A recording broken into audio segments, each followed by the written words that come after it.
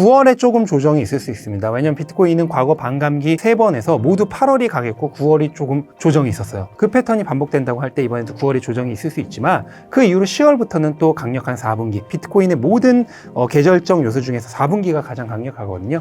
그 4분기를 맞아서 연말에는 다시 상승하는 흐름이 나올 수 있다고 생각하고, 그렇게 되면 뭐 한 15만, 16만 달러까지 연말에 충분히 갈 수 있다라고 개인적으로는 짐작을 하고 있습니다. 그렇게 되면 하나로는 충분히 2억이 넘어가겠죠. 네, 안녕하세요. 저는 유튜브 채널 멘탈이 전부다에서 암호화폐 투자에 관해 얘기하고 있고, 이번에 비트코인 슈퍼사이클 2026 책을 출간한 신민철 철형이라고 합니다. 반갑습니다. 작가님의 예측대로 올해 비트코인의 기관들의 자금 유입이 쏟아지고 있는데 현재 상황에 대한 설명과 이를 정확히 예측하신 근거가 무엇인가요? 뭐 놀라운 건 아니고 당연한 것 같고요. 일단은 비트코인이 오늘 촬영을 하는 현재 시점 기준으로 대략 12만 달러 근처에 있는데 어제 종가상으로 12만 달러를 넘겼어요. 근데 이게 의미가 굉장히 큰 게 비트코인 종가 기준으로는 12만 달러를 처음 넘긴 겁니다.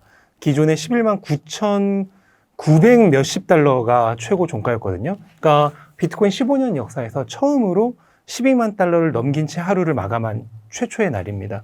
굉장히 기념비적인 날이라고 할 수 있고, 그만큼 현재 추세가 굉장히 좋은 상태에 있으며 이 추세가 여기서 끝날 것이라 생각하지 않고 저는 사이클이 계속 지속될 것이라 보고 있습니다. 일단은 사이클 전체를 추적하는 것이 1차적으로는 가장 중요하고요. 근데 현재 사이클의 이제 기존 사이클 고점들을 알려줬던 여러 고점 신호들이 있는데, 이 고점 신호들이라는 거 어렵게 생각하실 필요 없어요. 물론 이제 저처럼 전문적으로 하는 사람들은 각가지 고점 지표의 기술적인 의미와 그거의 흐름을 이제 뭐 철저하게 알아야 될 필요 있지만, 아마추어 투자자 입장에서는 그냥 과열 신호라고 그냥 이해를 하시면 돼요.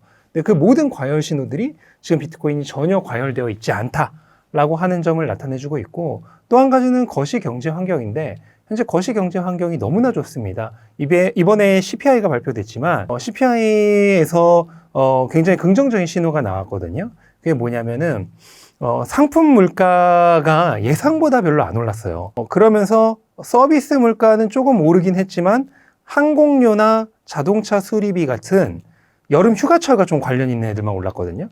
그게 뭐냐면 여름 휴가철이 아니었으면 서비스 물가도 별로 안 올랐고, 특히나 상품 물가가 별로 안 올랐다는 게 굉장히 중요한 게 뭐냐면 관세의 본격적인 영향이 나타나고 있잖아요, 현재. 그런데 관세 영향이 있음에도 불구하고 상품 물가가 일시적으로 올랐다가 다시 둔화되고 있어요. 그게 뭐냐면 관세 효과가 딱 발생했을 당시에 물가가 일시적으로는 올랐지만은 그 이후로는 추가적인 물가 상승은 없다는 얘기입니다. 그리고 또 하나 결정적인 게 뭐냐면 이번에 상품 물가 오른 것 중에 굉장히 특이했던 점이 하나가 있는데, 그거는 신차 가격이 별로 오르지 않은 겁니다. 자동차는 25% 관세가 이미 진즉에 발효가 되고 있거든요. 그럼에도 불구하고 신차 가격이 별로 오르지 않았어요. 그 얘기는 뭐냐면 대부분의 관세 효과를 기업들이 감내하고 있다는 거죠. 그러니까 가격을 올리지 않고 그냥 관세를 자신들의 마진에서 손해를 보고 있다는 얘기예요. 그럼 왜 이게 중요하냐면 수출하는 기업도 마찬가지입니다. 수출하는 기업도 원래 가격 그대로 팔면은 관세가 거기에 붙으니까 당연히 안 팔리겠죠. 너무 비싸지니까. 그러니까 자기들이 마진을 감내하고서라도 좀 싸게 팔아야 돼요. 수입하는 기업도 마찬가지예요. 그대로 관세를 다 얹어서 팔면 소비자들이 아무도 안 사겠죠. 가격이 25% 올라가면 누가 사요? 그러니까 자신들이 마진을 감내하면서 최대한 가격 인상폭을 적게 합니다. 그러면 수출하는 쪽도 가격을 깎고 수입하는 쪽도 마진을 깎으니까 결과적으로 소비자가 대하는 가격은 크게 차이가 나지 않는 거예요.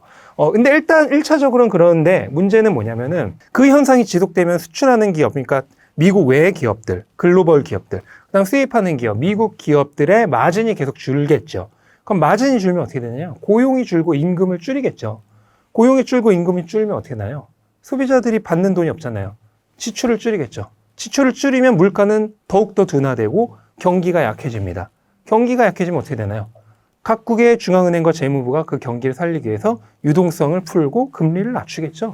그럼 유동성을 풀고 금리를 낮추면 어떻게 되나요? 비트코인과 같은 위험 자산들, 특히 주식보다도 비트코인은 더욱더 유동성 흡수제하는 역할을 하는 자산이기 때문에 비트코인과 같은 자산에 강력하게 상승 압력이 작용할 수 있겠죠. 그거를 증명해주는 흐름 중 하나가 어제 비트코인보다도 이더리움을 비롯한 알트코인이 훨씬 더 많이 올랐거든요.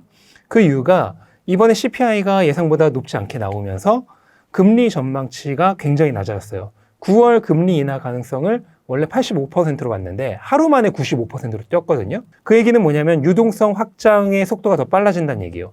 그 얘기가 나오자마자 비트코인보다 알트코인이 더 올랐습니다. 그거는 뭐냐면 알트코인이 비트코인보다 더 위험 자산이기 때문에 유동성이 훨씬 더 민감하다는 거죠. 그런 흐름이 나온 것 자체가 현재 거시경제 환경이 굉장히 좋은 방향으로 가고 있다. 이렇게 보여지는 거죠. 트럼프 정부의 친가상화폐 정책이 가상화폐 시장에 미치는 영향은 어떻게 평가하시나요? 네, 그거는 지속적으로 영향을 줄 거라고 봅니다. 일단은 트럼프가 당선됐을 때 가격이 일시적으로 뛰었다가 그 이후에 정작 취임 이후에는 가격이 안 좋았었잖아요. 그 이후로 근데 실제로는 트럼프가 굉장히 많은 암호화폐 쪽에 좋은 발전 방향성을 많이 주었음에도 불구하고 가격은 안 좋았었는데 실제로 비트코인이 전략적 준비 자산이 되고 그 다음에 스테이블 코인 법안이 통과가 되고 이런 흐름 속에서조차도 코인은 사실 그렇게 많이 오르진 않았어요. 그 가장 큰 이유는 시장이 기대했던 만큼의 그런 임팩트가 없었던 겁니다. 그 시장이 기대했던 가장 큰 임팩트는 결국 뭐냐면 미국이 직접 비트코인을 사는 거였어요. 근데 그런 일은 단기간에는 일어나지 않고 실제로 될 때도 저는 그게 단기간에 이루어질 거라고 보지는 않았거든요. 국가들의 비트코인 도입은 다음 사이클 이후에나 가능할 것이지 이번 사이클에는 어려울 것이라고 보고 있었어요. 왜냐하면 그런 게 한순간에 어떤 대통령 하나의 혼자만의 결정으로 이루어질 수 있는 일이 아니거든요. 그래서 그거는 시간이 걸릴 수밖에 없는 일인데 그럼에도 불구하고 지금 일은 분명하게 진척이 되고 있다. 비트코인을 포함한 디지털 자산 태스크포스가 이미 발족이 되었고 이 발족할 때 기자회견에서 그 의장이 얘기했던 첫 번째 자신들의 목표가 디지털 자산을 최대한 취득하는 거였어요. 그러면 그 방향으로 결국은 무조건 가게 될 거란 말입니다. 그거를 명확하게 보여주는 것 중에 하나가 일단 첫 번째로 법안들이 통과되고 있다는 거. 스테이블 코인 관련 법안이 통과가 됐고 이제 하반기에는 시장 명확성 법안이라든지 그 다음에 반 CBDC 법안 이런 것들이 통과가 될 예정, 거의 확정적이고요. 그 다음에 또 한 축에서는 그동안 암호화폐 시장을 굉장히 규제하고 짓눌러왔던 미국 증권거래위원회 SEC가 폴 애킨스라는 새로운 친암호화폐 의사가 최고 수장으로 자리를 잡으면서 점진적으로 친암호화폐적인 규제 환경을 만들어주고 있고 그 가장 극명한 증거 중에 하나가 최근에 리플사와의 소송을 완전히 끝내는 합의 단계에 들어가고 있다라고 하는 보도가 나온 그런 모든 것들을 봤을 때 이런 친암호화폐적인 규제 환경은 앞으로도 지속이 될 거고요. 이게 단기적인 게 아니라 중장기적으로 이 시장의 패러다임을 바꾸는 굉장히 중요한 변화다라고 하는 것을 이해하시면 좋을 것 같습니다. 퇴직연금, 가상자산 투자 소식이 가격에 영향을 미칠까요? 그건 또 단기적으로는 전 가격에 영향을 미치지 않다 생각해요. 왜냐면은 이제 행정명령을 내린 것이고 실제로 그게 실행성을 갖게 되는 건 내년 이후라고 생각을 하거든요. 그리고 그게 실행됐다고 하더라도 갑자기 사람들이 비트코인으로 다 자금을 옮길까요? 그럴 일은 일어나지 않아요. 점진적으로 변화가 일어나는 것이기 때문에 특히나 내년 이후라고 하면은 이제 이번 사이클이 끝나가는 시점이죠.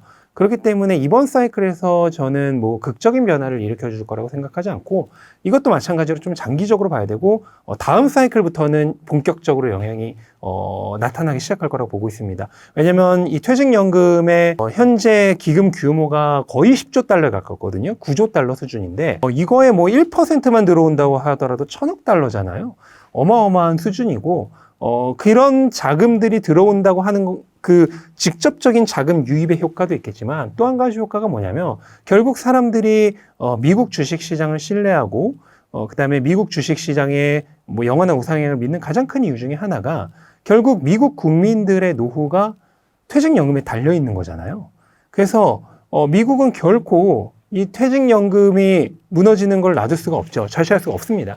그렇기 때문에 이 퇴직연금의 뭐 대부분을 차지하는 미국 주식시장이 무너지는 것을 볼 수가 없거든요. 근데 그런 퇴직연금에 비트코인을 포함한 디지털 자산이 들어오게 된다고 하면은 결국 미국 국민들의 노후를 책임지는 일부분 중에 하나가 코인들이 되는 거예요. 그렇게 되면 당연히 향후 어떤 정권이 들어서더라도 친암호화폐적인 정책을 펼칠 수밖에 없고 이 암호화폐가 트럼프 때만 일시적으로 그런 게 아니라 앞으로도 추세적으로도 여러 가지 규제 환경이나 종합적인 면에서 국가들의 편입이 반드시 진행될 수밖에 없다. 그렇게 예측을 할 수 있겠죠. 이제는 되돌릴 수가 없게 되는 거죠. 점점점. 누가 그 정권을 잡든. 왜 그러냐면 현재도 유권자의 거의 5분의 1 수준이 암호화폐 투자와 관련이 있는 사람들이거든요. 근데 그 규모가 앞으로 점점 더 늘어나게 되는 거고, 특히나 퇴직연금이 편입되게 되면 훨씬 더 많이 늘어나게 된다는 거잖아요. 그런데 갑자기 반암호화폐적인 정책을 펼친다면 어떻게 될까요? 당연히 어마어마한 그 정치적 손실을 감내야겠죠. 그런 리스크를 안고서라도 그런 위험한 정책을 펼치려는 그런 정권은 더 이상 나오지 않게 되겠죠. 이번 신간에서 포물선 형태의 폭발적 상승을 말씀하셨는데 어떤 내용이며 이 폭발적인 상승의 마지막 퍼즐 조각은 무엇일까요? 네, 비트코인 사이클은 기존에도 3번의 사이클이 반복되는 동안 항상 2단계, 그러니까 2스텝의 상승 진행도를 거쳐왔는데, 그게 뭐냐면은 반감기 이후에 한 6개월 정도 지날 때까지 가격이 점진적으로 상승하는, 그러니까 약 그 바닥에서부터 대략 2년 정도는 가격이 점진적으로 상승하는 이런 평범한 상승장을 걷다가 반감기 한 6개월 넘은 시점 정도부터 상승 각도가 이렇게 급격하게 기우는 포물선 상승장, 이렇게 2단계의 상승장을 거쳤어요. 과거 3번의 사이클에서 모두 그랬는데, 이번 사이클에서는 아직 그 상승 기울기가 계속 일정합니다. 이렇게 갑자기 기우는 포물선 상승장이 나오지 않았어요. 그래서 사람들이 그걸 두고 이번 사이클부터는 비트코인 시가총액이 너무 커지고, 그러니까 규모가 너무 커진 자산이 된 거죠. 규모가 커졌다는 얘기는 더 많은 자금이 들어와야 움직일 수 있기 때문에 이제 움직이기가 쉽지 않은 거죠. 그다음 또 하나는 기관들이 많이 들어오면서, 기관들은 너무 급격한 변동성을 원하지 않고 또 롱 포지션만 잡는 것이 아니라 해지 포지션도 같이 잡고 또 계획적으로 매수 매도를 하기 때문에 이제 과거와 같은 그런 급격한 포물선 상승은 이제 어렵다라는 평가들을 많이 하세요. 물론 그것도 일리가 있는 말입니다만, 저는 아직까지 포물선 상승이 오지 않았을 뿐이지 이번 사이클 후반부에서는 반드시 올 것이다라고 예상을 하고 있습니다. 그 이유는 제가 생각하는 포물선 상승이 오지 않은 가장 큰 원인은, 앞에 2가지 원인도 분명히 있어요. 하지만 그거보다 더 중요한 원인은 유동성의 본격적인 유입이 아직 시작되지 않았기 때문이라고 저는 생각을 합니다. 비트코인 가격은 유동성과 절대적인 상관관계를 가지고요. 존재하는 모든 자산 중에서 글로벌 유동성과 상관관계가 가장 높은 자산이에요. 주식보다도 훨씬 높고요. 금보다도 더 높습니다. 그렇기 때문에 유동성이 비트코인 가격을 움직이는 절대적인 키 포인트, 키 요소 중에 하나거든요. 키 팩터 중에 하나인데, 이 유동성의 확장 사이클이 이번 사이클은 굉장히 본격적인 확장이 시작되는 타이밍이 뒤로 지연되었습니다. 그 가장 큰 이유는 글로벌 유동성을 움직이는 가장 중요한 요소 중에 하나가 미국의 유동성, 그러니까 미국의 금리인데, 미국의 금리가 너무나 강한 경기와 고용으로 인해서 금리 인하가 굉장히 많이 지연되었기 때문이죠. 하지만 이번에도 드러났듯이 고용이 실제로는 그렇게 좋지 않았다는 게 밝혀졌고, 고용 지표들이 과거 것들이 대폭 하향 조정됐죠. 그 다음에 관세 전쟁이 또 한 가지 물가에 대한 걱정으로 인해서 금리 인하를 지연시킨 원인 중에 하나예요. 근데 이 관세 전쟁이 지금 거의 끝내가고 있고, 이번에 CPI에서도 나왔듯이 관세로 인한 물가 상승이 일시적이라는 것이 밝혀지고 있고, 이런 것들을 모두 종합해서 봤을 때 시장은 현재 9월부터 올해 남은 3차례 FOMC에서 모두 금리 인하를 할 것으로 보고 있습니다. 그 얘기는 올해 하반기부터 미국의 유동성 확장이 본격적으로 시작된다는 거예요. 그리고 미국이 금리를 내리면서 유동성 확장을 시작하게 하면은 글로벌 유동성 역시도 같이 증가를 합니다. 그러면 이번 사이클은 너무나 강했던 미국의 경기와 고용으로 인해서 금리 인하가 지연되면서 유동성 확장 사이클이 시작되는 것이 과거 사이클보다 굉장히 뒤로 지연되었는데, 이제 하반기부터 온다는 거죠. 그것은 생각했을 때 현재까지는 유동성이 본격적으로 유입되지 않아서 비트코인이 포물선 상승이 오는 시기가 뒤로 미뤄지고 있지만은, 결국 하반기부터 미국의 금리 인하와 함께 유동성이 들어오는 시기가 본격적으로 진행이 된다면은 이번 사이클에서도 후반기에 분명히 저는 폭발적인 포물선 상승장이 나올 수 있다라고 믿고 있습니다. 연말까지 남은 이슈와 연말 비트코인 가격은 어떻게 전망하시나요? 네, 일단은 당장은 8월에 현재 가격이 좋긴 하지만은 9월에 조금 조정이 있을 수 있습니다. 왜냐하면 비트코인은 과거 반감기 3번에서 모두 8월이 강했고 9월이 조금 조정이 있었어요. 그 패턴이 반복된다고 할 때 이번에도 9월에 조정이 있을 수 있지만, 그 이후로 10월부터는 또 강력한 4분기, 비트코인의 모든 계절적 요소 중에서 4분기가 가장 강력하거든요. 그 4분기를 맞아서 연말에는 다시 상승하는 흐름이 나올 수 있다고 생각하고, 그렇게 되면 뭐 한 15만, 16만 달러까지 연말에 충분히 갈 수 있다라고 개인적으로는 짐작을 하고 있습니다. 그렇게 되면 하나로는 충분히 뭐 15만, 16만 달러 가면 2억이 넘어가겠죠? 환율적으로 봤을 때.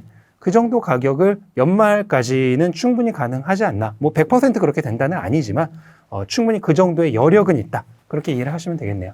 신간을 출간하셨는데 슈퍼사이클이라 말씀하신 이유와 슈퍼사이클에 대한 설명 부탁드립니다. 네, 그 비트코인 슈퍼사이클은 제가 이번에 새로 한 말이 아니고요. 이미 첫 번째 비트코인 책이었던 비트코인 슈퍼사이클 2024년 초에 나왔죠. 그 책에서 이미 얘기를 했던 거고요. 그때 얘기했던 이제 요소주가 총 3가지가 있는데, 하나는 이제 공급 측면인 반감기 사이클. 이건 원래도 있었던 거죠. 그다음 또 하나는 수요 그 측면인 유동성 확장 사이클이에요. 그게 이제 미국의 금리 인하와 함께 시작된 사이클이다. 라고 말씀을 드렸는데, 이거 같은 경우에는 그 당시에는 고용과 경기가 지금처럼 강할 것이라고 예상하지 못했고, 또 트럼프가 뭐 당선되고 취임하자마자 관세 전쟁을 일으킬 거란 걸 그 책을 쓰던 2023년 당시에는 예상할 수 없었기 때문에, 그 부분은 앞에서 일부에서도 설명드렸다시피 지금 상당히 뒤로 지연되고는 있습니다. 하지만 뒤로 지연되었을 뿐이지 결국은 올 거라고 생각을 하거든요. 그리고 마지막으로는 이제 기관들의 진입을 포함한 현물 ETF, 이런 것들이 종합적으로 굉장히 강력한 시너지의 효과를 일으키는 사이클이 될 것이다 라고 하면서 슈퍼사이클을 얘기했던 것이죠. 신간의 부재를 폭발적 수익의 기회는 지금부터다라고 정하셨는데 이유가 무엇인가요? 네, 딱 지금 제가 얘기 드렸던 내용들이에요. 그 3가지는 전부 다 있어요. 근데 그 중에서 하나의 축이었던 굉장히 중요한 축이죠. 수요 축인 유동성의 본격적인 확장이 앞에 일부에서 설명했다시피 뒤로 많이 밀린 거죠. 그러면서 이 사이클 자체가 저는 원래는 올해 4분기에 종료가 될 것으로 보고 있었습니다. 그게 기존의 비트코인 사이클의 주기상으로는 그 시점이 가장 유력했거든요. 하지만은 이번 사이클은 공급과 수요의 한 축인 이 유동성 확장의 시기가 뒤로 지연되면서 이 사이클이 이렇게 늘려진, 그러니까 확장된 사이클이 될 것이라고 생각을 하고 있습니다. 그렇게 되면서 원래 예상했던 올해 말이 아니라 내년 길게는 2분기 정도까지, 짧게는 1분기 정도까지 이 사이클이 더 확장될 것으로 보고 있습니다. 그렇게 생각을 한다면은 아직 본격적인 유동성 유입이 시작되지 않은, 그러니까 포물선 상승이 나오지 않은 지금이야말로 굉장히 좋은 시기라고 볼 수 있겠죠. 이번 상승 기회를 놓친 사람들이 지금 진입해도 괜찮을까요? 굉장히 좋은 기회가 눈앞에 남겨져 있는데요. 일반적으로 위험자산 시장이 8, 9월이 안 좋습니다. 특히 주식 같은 경우에 8월보다도 9월이 더 안 좋은데, 비트코인 같은 경우에도 마찬가지로 9월이 안 좋았는데, 원래 최근 이번 사이클에서는 8월이 더 안 좋고 9월부터 반등을 하기 시작했거든요.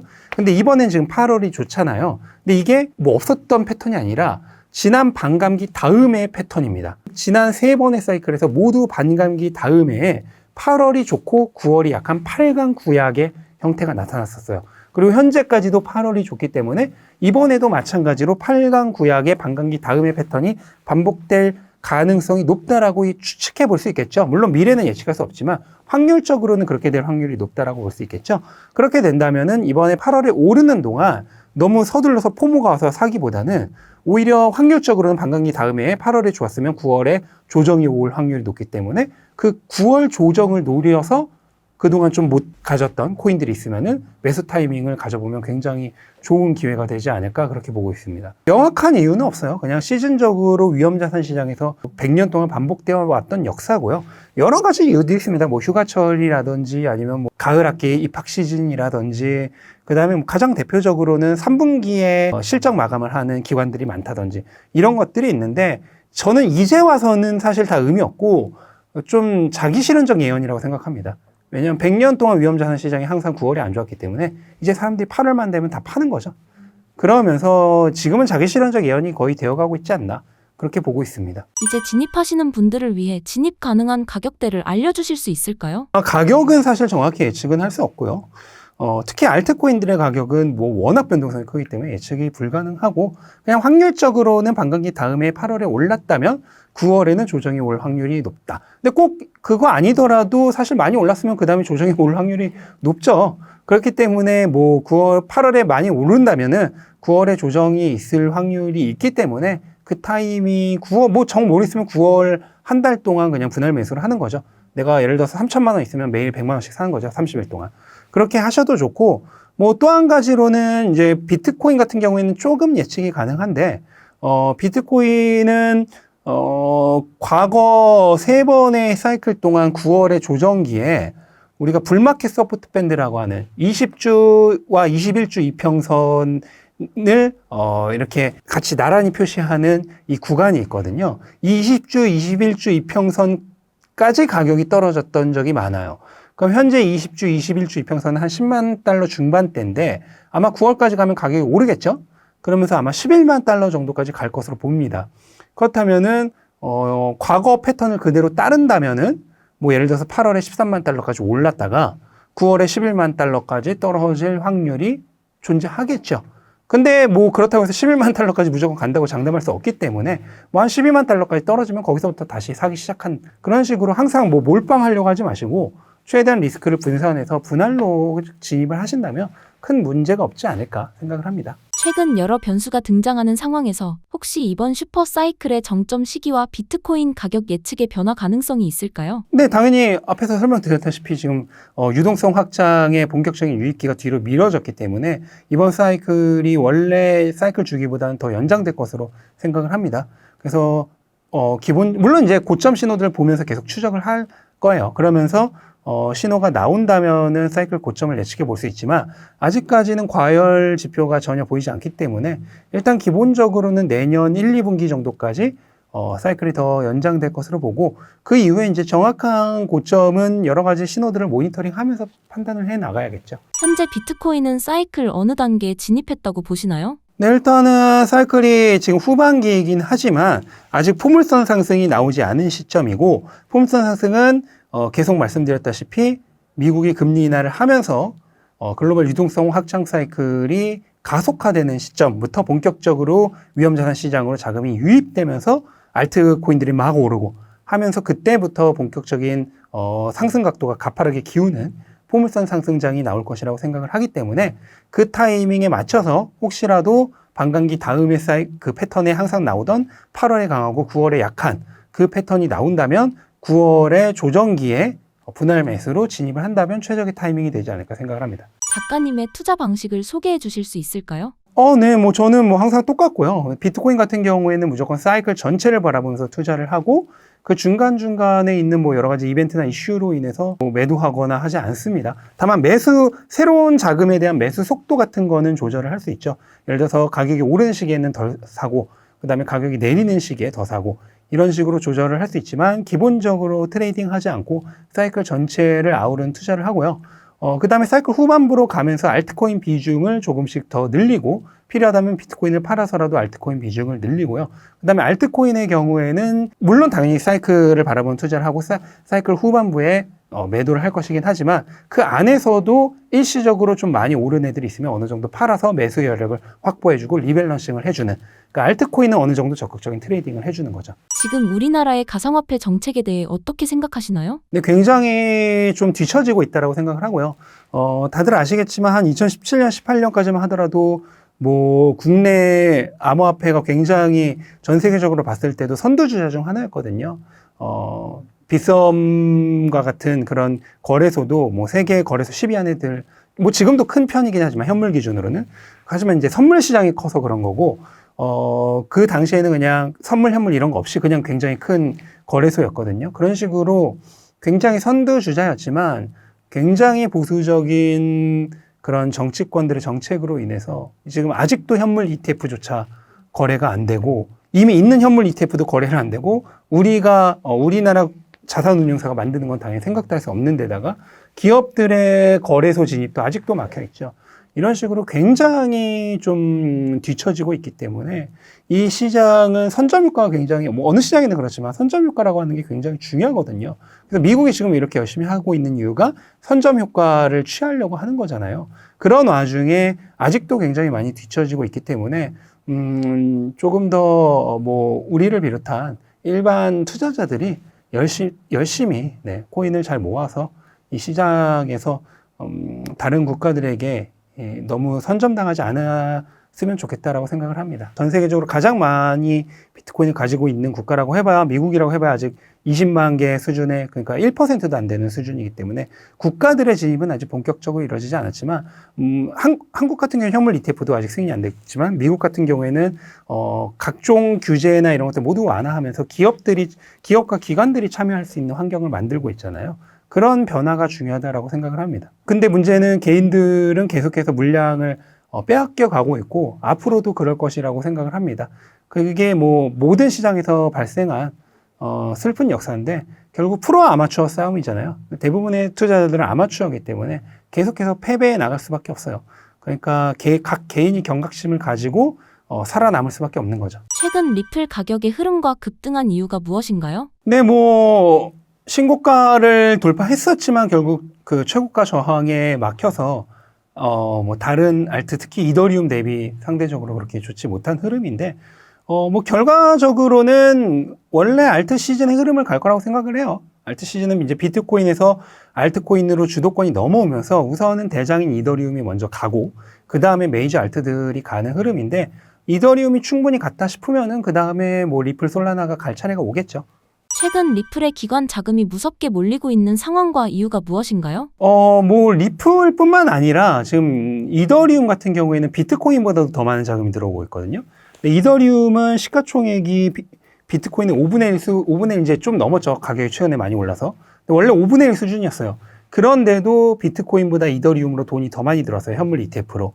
그 얘기는 이제 스마트머니들, 기관들은 이제 미국의 그 규제 환경 자체가 굉장히 친암호화폐적으로 되고 있고 동시에 이 사이클이 후반부로 가면서 결국 알트코인들이 오른 알트 시즌이 올 거란 것을 알고 있기에 미리 이제 선점하는 차원에서 자금들이 본격적으로 들어오는 것이라고 생각을 하고요. 그 다음에 리플, 솔라나, XRP, 솔라나 같은 이런 다른 알트코인들 역시도 이번에 XRP가 SEC와의 소송 종료 단계로 가면서 결국 규제가 풀리고 나중에 이제 올해 말이나 내년 초에는 현물 ETF도 승인이 되겠죠. 그렇게 되면서 본격적인 자금 유입이 시작될 것이라고 예상을 하고 있기 때문에 이제 스마트 머니는 먼저 어느 정도 자리를 잡으려고 선투자를 하기 위해 자금이 들어오고 있는 것이라고 볼 수 있겠죠. 전반적인 이 암호화폐 시장에 대한 그 규제 완화가 결과적으로는 다 영향을 주고 있는 것이라고 봐야 되고요. 어느 하나의 요소만 가지고 뭐 가격이 오른다 그렇게 보기는 어렵습니다. 알트코인에도 사이클이 존재하나요? 네, 그거는 뭐 과거에서 계속 설명드렸지만 이 비트코인 시장은 일반적으로 사이클 한 중후반까지는 비트코인 위주로 오릅니다. 그렇게 비트코인 위주로 오르다가 비트코인이 그 전고점을 완전히 뚫어낸 이후에 첫 번째 메이저 조정을 끝내는 시점, 그 시점부터 알트코인 시즌이 시작이 돼요. 이거는 제가 뭐 작년부터 말씀드렸던 건데, 그래서 이번 같은 경우에 그 시점이 언제냐고 하냐면, 비트코인이 전고점을 작년 3월에 돌파했지만 그거는 잠깐 돌파를 한 거고 결국 저항에 막혀서 5만 달러 이하로까지 떨어졌기 때문에 정말로 전고점을 완전히 돌파한 시점은 작년 11월입니다. 그 11월에 돌파를 했다가 첫 번째 메이저 조정을 12월 후반부터 1월에 걸쳐서 맞았죠. 저는 이게 빠르게 끝나고 뭐 빠르면 1월, 늦으면 2월, 3월에라도 이제 전고점을 돌파한 이후에 첫 번째 메이저 조정을 끝내고 알트 시즌이 시작될 거라고 생각을 했어요. 근데 결과적으로 이 전망은 틀렸는데 그 가장 결정적인 이유가 관세 전쟁입니다. 트럼프가 취임하자마자 관세 전쟁을 그렇게 일으킬 거라 생각을 하지 못했고, 왜냐면 지난 1기 때는 2년차 때부터 관세 전쟁을 했기 때문에. 그런데 이번에 취임하자마자 그렇게 하면서 결국 4월까지 코인뿐만 아니라 주식까지도 위험자산 시장이 굉장히 크게 하락하는 그런 하락기를 거쳤고 그 이후로 이제 6월까지 다시 회복을 했죠. 근데 회복하자마자 바로 이번엔 중동 전쟁이 터지면서 거기서 또 한 달 밀렸죠. 그러면서 2025년 7월에 돼서야 이 첫 번째 메이저 조정을 무려 반년 넘게 7개월에 걸쳐서 하고 나서 이거를 끝냈습니다. 하지만 그 끝낸 시점 전후부터 이더리움 현물 ETF로 기관들의 자금이 비트코인보다 더 많이 들어왔어요. 그러니까 정확히 이 시점부터 결국은 알트코인 시즌이 시작이 된 것이라고 보면 되고, 대장인 이더부터 오르면서 그냥 단순히 개인들의 포모에 의한 그런 광기에 의한 상승이 아니라 기관들이 마음 먹고 각 잡고 이더리움으로 자금을 몰기 시작하면서 본격적으로 큰 돈들이 몰려오는 알트코인의 구조적 상승장이 시작되고 있다. 이렇게 보면 될 것 같습니다. 지난 사이클에서는 거의 그랬어요. 웬만한 알트코인들은 모두 다 올랐는데 뭐 이번 사이클도 겪어보지 않으면 모르겠지만 그 지난 사이클보다 코인의 그 수가 거의 10배 가까이 늘었고 지난 사이클 때는 10,000 몇천 개였는데 지금 10만 개가 넘죠. 그리고 앞으로도 뭐 기하급수적으로 증가를 하고 있기 때문에 이제부터는 그렇게 모든 코인이 다 오르는 시대는 좀 지났을 거라 생각을 하고 어느 정도 좀 그나마 비전이 있는 기술적 비전이 있거나 또는 커뮤니티에 인기가 있는 그런 알트코인들만 선별적으로 오르지 않을까 그렇게 보고 있습니다. 최근 알트코인 트렌드는 무엇이라고 보시나요? 네, 뭐 이번 사이클 들어서 가장 트렌드가 되고 있는 거는 명확하게 이제 세 개인데요. 사이클 초중기까지 굉장히 인기가 있었다가 최근에 좀 시들해졌지만 저는 결국 후반에 가면 다시 광풍이 불어올 거라 생각하는 민코인. 민코인은 항상 알트코인 불장이 오면은 뭐 항상 날아다녔거든요. 이번에도 똑같이 올 거라고 봅니다. 그래서 민코인도 그 하나의 가장 이제 뭐 중요한 요소 중에 하나겠고 또 하나는 이제 미국 주식도 그렇지만은 현재는 AI가 가장 중요하게 기술적으로 사람들이 중요한 패러다임 전환으로 생각하는 그런 시기죠. 그러다 보니까 AI와 관련된 코인들. 다만 주의해야 될 점은 이 코인들이 이번 사이클에서 뭔가 AI 관련된 기술적인 혁신을 이룰 것은 아무것도 없습니다. 그냥 AI와 관련되어 있다라고 하는 것을 포장지로 감싼 그냥 코인일 뿐입니다. 그렇기 때문에 결국은 민코인과 뭐 크게 보면 다를 게 없지만은 어쨌든 포장지가 달라요. 이 포장지가 다른 AI 코인들. 그다음 또 하나는 이제 실물 기반 자산 RWA 관련된 코인들. 이거는 장기적으로 보면 이제 기관들이 본격적으로 좀 추진하는 그런 프로젝트들이 있는데 당장 이번 사이클에서는 전 뭔가 일어날 거라고 생각을 하지 않습니다. 마찬가지로 AI랑 똑같이 RWA라는 포장지를 감싸고 있는 그걸로 광고를 하는 코인들이죠.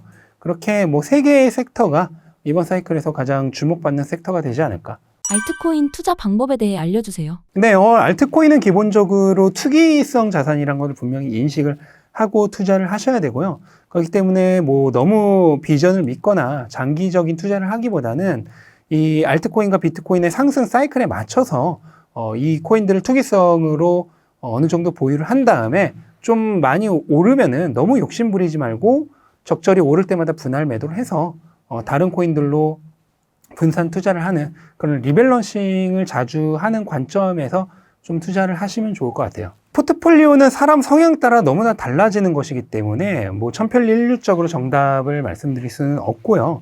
현재 같은 시점은 이제 알트코인 시즌이 본격적으로 시작되는 시점이기 때문에 이제 비트코인 비중을 조금 줄이면서 알트코인 비중을 늘릴 수 있는 시점이고요. 다만 이제 9월에 여름 약세가 펼쳐질 확률이 있기 때문에 당장보다는 이제 9월에 조정장이 온다면 그 시점에서 본격적으로 알트코인들을 좀 바닥에서 줄 수 있는 좋은 기회가 주어지지 않을까 생각을 하고 다만 알트코인 시즌 초창기에는 대장주 위주로 오릅니다. 그래서 대장인 이더리움부터 시작해서 메이저 알트들로부터 오르기 때문에 이더리움을 비롯한 XRP, 솔라나, BNB 같은 이런 대장 코인들 위주로 좀 많이 가지고 계시고 이제 내년 넘어가면서부터 이제 정말로 알트코인 불장이 왔을 때 그때부터 이제 본격적으로 조금 시가총액이 낮은 알트코인도 더 나은 수익성을 위해서 어느 정도 리스크를 감내하고 투자할 수는 있겠죠.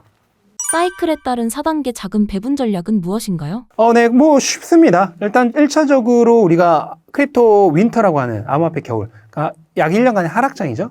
이 기간에는 알트는 절대 가지고 있으면 안 되고요. 비트도 전 너무 많이 가지고 있는 거는 좀 별로라고 생각하고 현금 위주로 이제 가지고 있어야겠죠. 그러다가 이제 비트코인 사이클들이 각종 온체인 데이터나 이런 것을 통해서 바닥 신호를 보낼 때 이 시점부터 점진적으로 비트코인으로 분할 매수를 시작을 해야 하고요. 그렇게 비트코인 사이클이 막 시작되는 초기에는 이더리움조차 가지고 있지 않고 거의 비트코인 위주로만 가지고 있습니다. 그러다 이제 사이클이 반감기를 지나가고 반감기 직후의 조정기 같은 것을 버티면서 전고점을 이제 완전히 돌파하고 본격적인 상승장으로 진입하기 시작할 때 이제 이더리움 위주로 알트코인은 비중을 조금 보유하기 시작하면서 보유량을 늘리기 시작하다가 이제 사이클이 포물선 상승장으로 접어드는 최후반부에 접어들 때 이제 시가총액이 좀 낮은 알트코인들도 어느 정도 리스크를 지고 더 높은 수익률을 위해서 추가를 하는 그런 식으로 조금 유연한 포트폴리오 변환을 하는 것이 사이클이라고 하는 것을 이 흐름을 타는 투자 방법이 되겠죠. 알트코인 시즌은 언제 끝날 것으로 보시는지 이에 따른 매도 전략은 무엇인가요? 그거는 비트코인 사이클의 종료와 달려 있는데요. 알트코인 사이클은 역사적으로 비트코인 사이클이 종료된 이후 한 달 이내 정도 시점에서 종료가 됐어요. 그러니까 비트코인이 먼저 정점을 찍고 떨어지기 시작할 때 알트코인은 조금 더 가다가 비트코인이 그게 조정이 아니었네? 그냥 이대로 하락장으로 가는 거네? 라고 판단될 때 이제 알트코인들도 갑자기 급락을 하거든요. 그러면서 사이클이 끝나는 건데, 저는 이번 사이클에서 비트코인이 내년 1, 2분기 정도까지 갈 거라고 생각을 하니까 그 시점에 맞춰서 알트코인들도 약간 한 박자 늦게, 반 박자 늦게 사이클이 끝나겠죠. 비트코인이 정점을 찍고 반 박자 늦게 알트코인이 정점을 찍기 때문에 당연히 그 타이밍을 정확히 잡으면 좋겠지만은 그 누구도 고점을 명확하게 알 수 없기 때문에 결국 각종 온체인 데이터들을 보면서 슬슬 과열 신호들이 나타나고 있을 때 비트코인을 분할 매수를 시작하고 비트코인 분할 매수를 할 때 너무 욕심 부리지 말고 알트코인도 그냥 같이 정리를 해나가는 방식으로 가는 게 훨씬 좋을 것 같습니다. 마지막으로 구독자분들께 한 말씀 부탁드립니다. 네, 뭐 지금까지 암호화폐 투자 계속 해오셨던 분들은 뭐 조금 지루하셨을 수도 있지만은 이제부터 정말 좋은 시기가 오니까 굉장히 즐거운 마음으로 투자 이어나가셨으면 좋겠고, 이제 막 이 시장에 들어와서 좀 기회를 보고 계신 분들은 지금 8월, 9월 분명히 좋은 진입의 시기가 있을 것 같으니까 그 시기를 노려서 진입을 한다면은 내년에 굉장히 즐거운 일이 일어날 거라 생각을 하고요. 이번 제 비트코인 슈퍼사이클 2026은 바로 올해 말부터 내년까지의 이 사이클 후반부에 어떻게 진입하고 어떻게 탈출해야 되는지를 다룬 그런 전략서이기 때문에 제 책을 읽어보신다면은 내년까지 이어질 사이클에서 사이클 후반부를 어떻게 아름답게 마무리할지를 좀 힌트를 얻어가실 수 있을 거라 생각을 합니다.